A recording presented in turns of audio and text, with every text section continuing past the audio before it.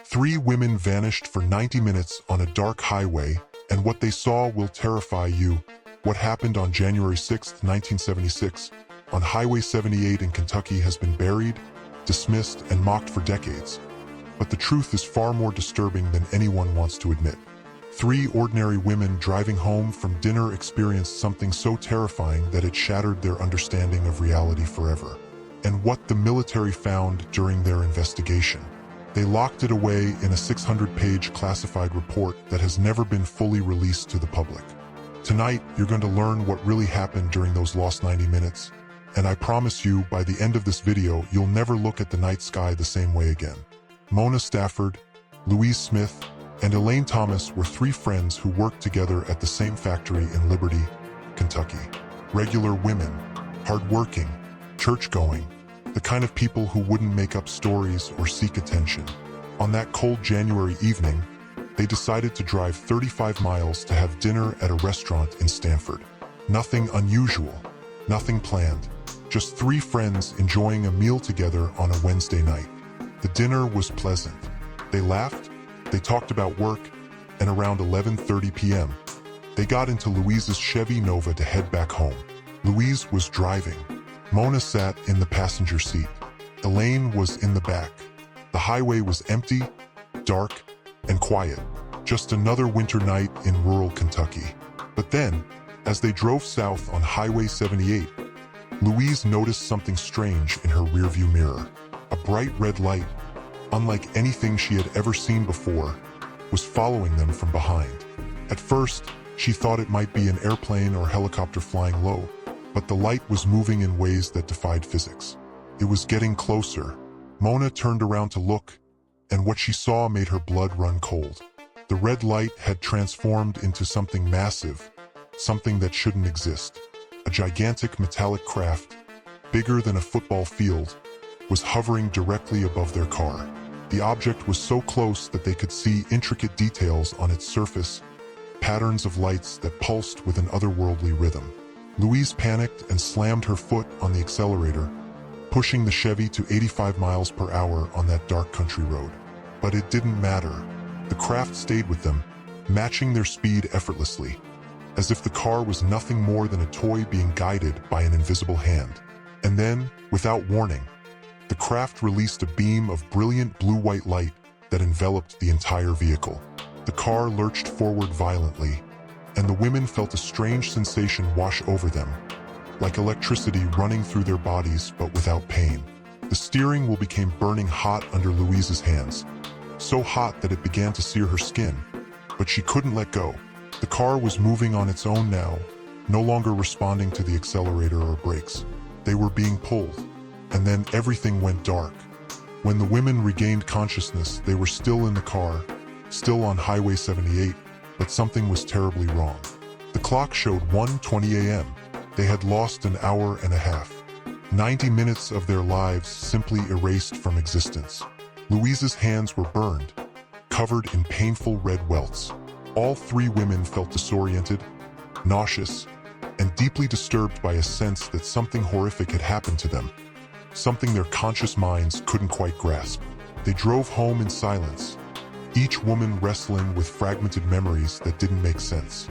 Images of beings with large dark eyes, cold metal tables, procedures being performed.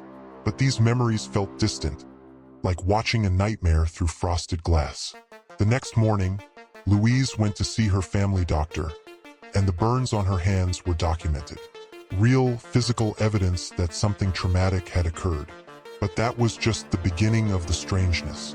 All three women began experiencing identical symptoms: intense nightmares, unexplained anxiety, and vivid flashbacks that seemed to surface from nowhere.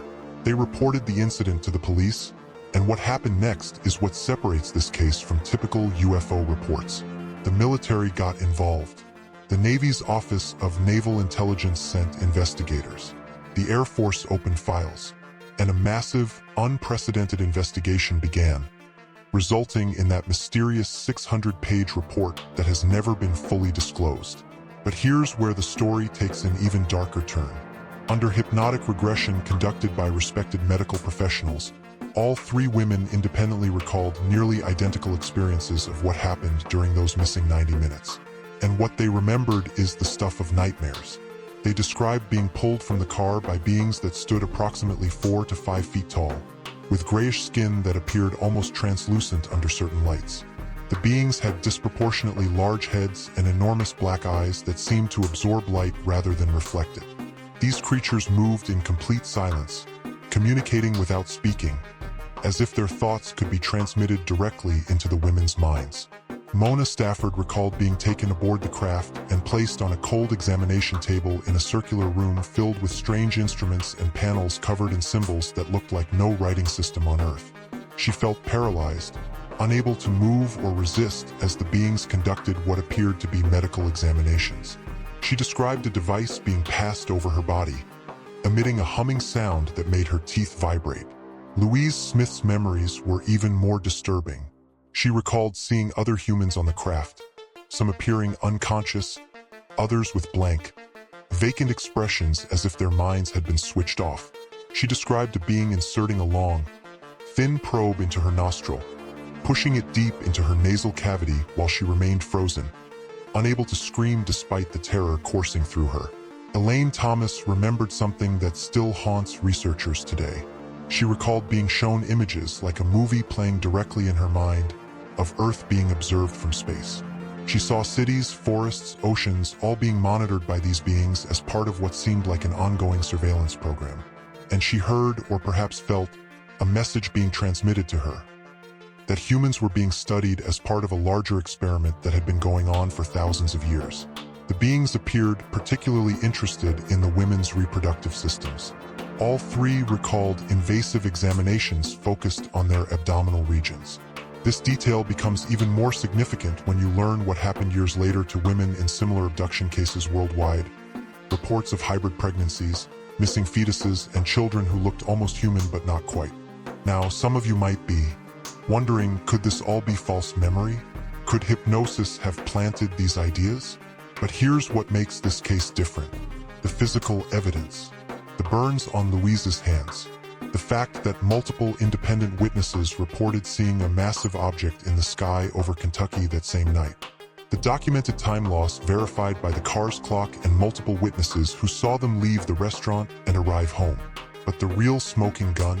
The military investigation. Why would the Navy and Air Force dedicate such extensive resources, 600 pages of investigation, for what they publicly dismissed as a misidentification or hoax? What did they find that required such an exhaustive inquiry? And more importantly, what is in those classified sections of the report that have never been released? Let me ask you something, and I want you to really think about this. Do you believe there is life on other planets? Do you think in this vast universe with billions of galaxies and trillions of stars, that we are alone? Leave your answer in the comments below, because what I'm about to tell you next will make you reconsider everything you thought you knew about extraterrestrial contact. Here's what most people don't know about the Stanford incident.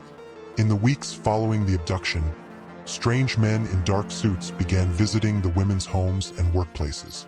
These weren't local police or journalists. They were federal agents, possibly intelligence operatives, asking very specific questions about what the women remembered, what they told others, and warning them about the consequences of speaking publicly. Mona Stafford received phone calls from unknown numbers, voices on the other end telling her to stop talking about what happened, that it was for her own good and for national security.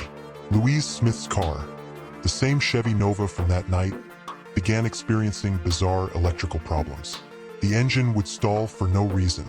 The radio would turn on by itself at maximum volume in the middle of the night. And one morning, she found burn marks on the hood that hadn't been there before. Marks that formed a perfect circle exactly where the beam of light had hit the car. Elaine Thomas developed severe health problems after the incident.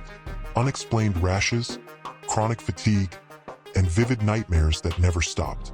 She would wake up screaming, convinced that the beings were still there, still watching, still conducting their experiments. Her doctor found anomalies in her blood work that he couldn't explain, unusual markers that suggested exposure to radiation or some unknown toxin. But here's where the story connects to something even bigger. The Stanford Kentucky abduction wasn't an isolated incident. It was part of a pattern. During the 1970s, there was an unprecedented spike in reported abduction cases across the United States, particularly in rural areas. And many of these cases shared disturbing similarities with what happened to Mona, Louise, and Elaine. Multiple witnesses reported missing time, identical descriptions of the beings, the same focus on medical examinations and reproductive systems. And in almost every case, there was government involvement, investigations that were opened and then quietly closed, evidence that disappeared, and witnesses who were intimidated into silence. What if the Stanford incident wasn't just an abduction? What if it was part of a larger program, a systematic study of human beings conducted by non-human intelligence? And what if our government has known about this for decades but chose to keep it hidden from the public? The Brazilian case I mentioned earlier, with the creature sighting that became a cultural phenomenon, shares eerie parallels. Young witnesses, military involvement, a massive investigation that was sealed away, and a society that dismissed the testimony of ordinary people because accepting the truth was too terrifying to contemplate. Think about the timing. 1976. The height of the Cold War. Governments around the world were investing billions in space programs, nuclear weapons, and surveillance technology. What if they discovered we weren't alone? What if they learned that we were being watched, studied, perhaps even controlled by an intelligence far superior to our own? Would they tell us?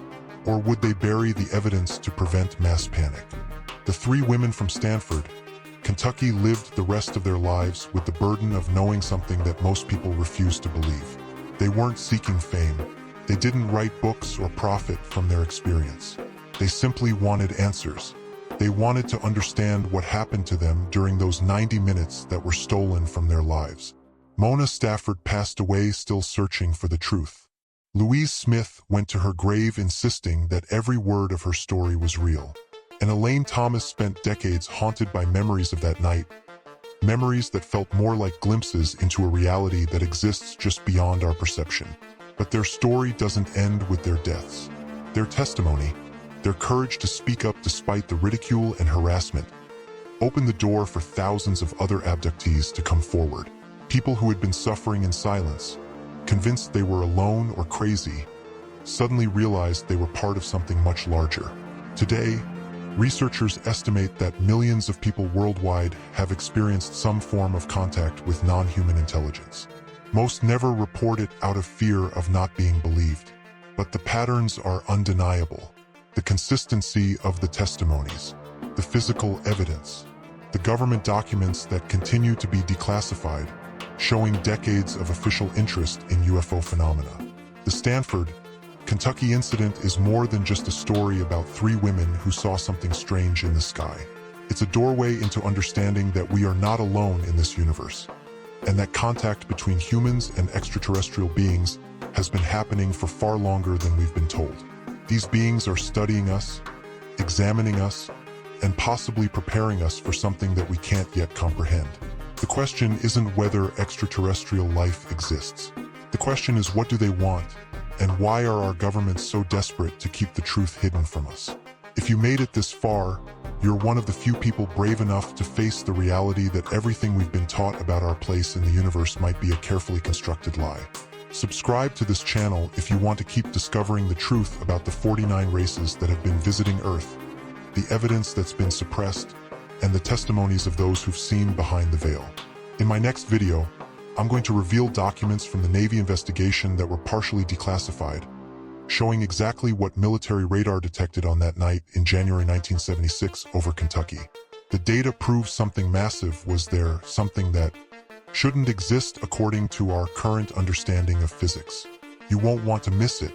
Leave a comment right now telling me if you believe in extraterrestrial life, and if you've ever experienced something you couldn't explain. Your story matters. The truth is out there, and together we're going to find it. What aspect of extraterrestrial contact intrigues you most? The government cover-ups or the actual encounters with the beings themselves?